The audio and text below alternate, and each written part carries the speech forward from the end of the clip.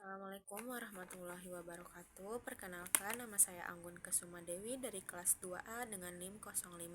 Di sini saya akan memaparkan materi tentang autoimunitas berdasarkan definisi, jenis, faktor risiko, gejala, dan lain-lain.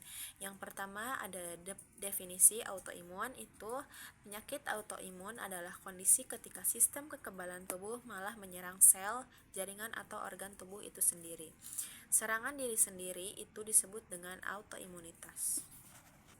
Jenis autoimun itu ada lebih dari 100 penyakit autoimun. Contohnya diabetes tipe 1 yang menyerang pankreas, multiple sclerosis yang menyerang sistem saraf, lupus yang menyerang banyak organ, dan rheumatoid arthritis yang menyerang sendi.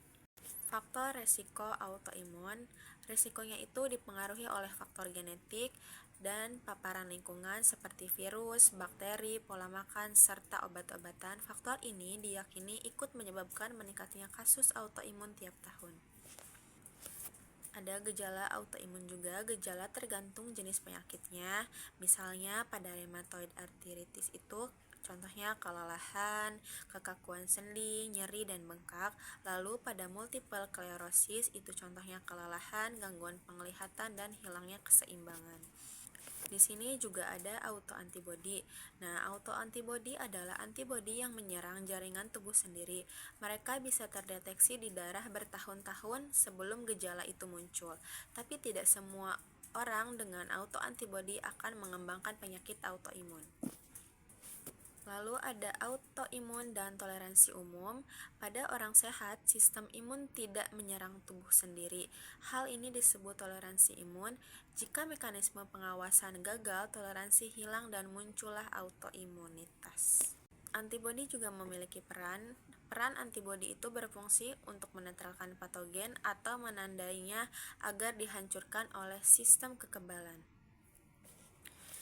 Proses terbentuknya sel B. Sel B berasal dari sel punka di sumsum tulang sebelum keluar.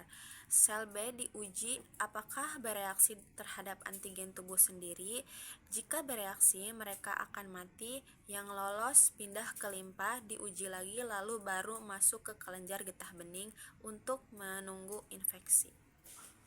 Selain ada proses terbentuknya sel B, di sini juga ada proses terbentuknya sel T. Nah, sel T juga berasal dari sel punka di sumsum tulang, lalu bermigrasi ke timus. Di sana mereka diuji dengan antigen tubuh sendiri. Sel T yang bereaksi akan mati, hanya yang toleran yang dikeluarkan. Yang teraktivasi pada sel B dan sel T itu bereaksi terhadap tubuh sendiri, bisa aktif melalui beberapa mekanisme, contohnya molekular mimicry, bystander activation, dan epitope spreading. Yang pertama ada mimikri molekuler, itu terjadi saat peptida virus atau bakteri mirip dengan peptida tubuh. Kesamaan ini bisa membuat sel imun menyerang virus sekaligus jaringan normal.